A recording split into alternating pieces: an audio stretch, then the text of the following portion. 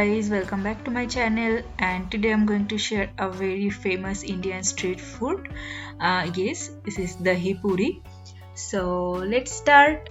At first you need to arrange all the puris in a plate, and then need to give some chaat masala and then aloo masala. In chaat masala it goes kind of dry chili powder, cumin powder, dhania powder, and little bit of black salt, and then some chopped tomatoes, and after that some pudina chutney. Pudina chutney enhance the taste. Okay उसके बाद थोड़ा बहुत sweet chutney which gives you the खट्टा मीठा taste, and after that some curd which is दही.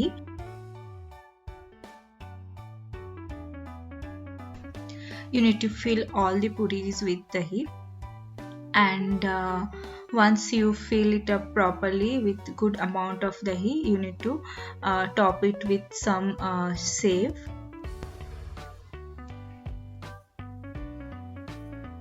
So here he is mixing two kind of save he has in the counter,